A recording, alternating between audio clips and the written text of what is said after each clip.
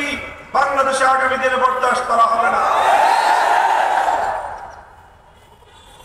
আমরা অন্তর্বর্তীকালীন সরকারের কাছ থেকে তারা এদেশে ইসলামী শাসন ব্যবস্থা প্রতিষ্ঠা করবে এই ধরনের দিবাস্বপ্ন আমরা দেখি না। তবে আমরা স্পষ্ট ভাষায় বলতে চাই, আমরা ইসলামী রাষ্ট্র প্রতিষ্ঠার জন্য যে আন্দোলন যে সংগ্রাম করছি, আমাদের পথে বাধা হয়ে দাঁড়াবার কোনো দুঃসাহস যেন আপনারা না দেখান। আমাদের কার্যক্রমকে ব্যাহত করে এমন কোন পদক্ষেপ আমরা বরদাস্ত করব না। ইসলামিক ফাউন্ডেশন সহ ইসলামিক প্রতিষ্ঠানগুলোকে ইসলামের মূল ধারার বিপরীতে পরিচালনা করবার দুঃসাহস আমরা বরদাস্ত করব না। আমাদের একজন প্রতিনিধি রয়েছেন, ধর্ম উপদেষ্টা, ধর্মীয় সকল প্রতিষ্ঠানগুলোতে তার উপদেশ, তার দিক নির্দেশনার আলোকে পরিচালিত হবে। তিনি এদেশের আলেম সমাজের কাছ থেকে পরামর্শ গ্রহণ করবেন। তার পরামর্শের ভিত্তিতে যদি ইসলামী অঙ্গনগুলোকে পরিচালনা করবার ক্ষেত্রে যে কেউ আন্দোলন হয় বলে আমরা প্রমাণ পাই, আমরা রাজপথে যে কোনো মূল্যে সেটাকে প্রতিহত করবো ইনশাআল্লাহ।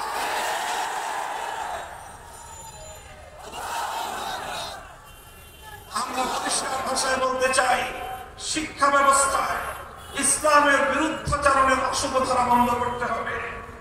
সকল শ্রেণীর শিক্ষা ব্যবস্থায় প্রতিনিধিত্বশীল ব্যক্তিবর্গের মাধ্যমে নতুন শিক্ষা ব্যবস্থা প্রণয়নের উদ্যোগ গ্রহণ করতে হবে। আপনারা সেই আওয়ামী দুঃশাসনের আমলের মতো বরাবর দেশের ইসলামপন্থীদেরকে উপেক্ষা করে চলবেন।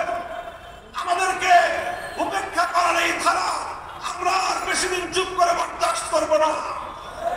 শিক্ষা কমিশনে এদেশের সর্বজনগণ আলেম প্রতিনিধি অন্তর্ভুক্ত করতে হবে, না ওই শিক্ষা কমিশনের কোন সুপারিশ আমরা মানব না। বৈষম্যহীন শিক্ষা ব্যবস্থা প্রতিষ্ঠার স্পষ্ট দাবি জানাই।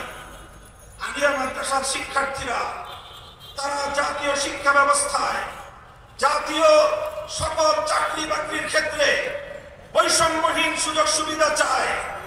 এক্ষেত্রে মেধার ভিত্তিতে সকলের জন্য সকল ব্যবস্থায় যত ধরনের বৈষম্যমূলক নীতি রয়েছে, বৈষম্যমূলক ব্যবস্থা এবং আইন রয়েছে, সেগুলোর বিলোপ করতে হবে। কিছু কিছু বিভাগে, অনেক পাবলিক বিশ্ববিদ্যালয়ে আলিয়া মাদ্রাসার ছাত্রদের জন্য ভর্তির সুযোগ রাখা হয় নাই। অনেক চাকরির ক্ষেত্রে বৈষম্য করা হয়। এই বৈষম্য আমরা আর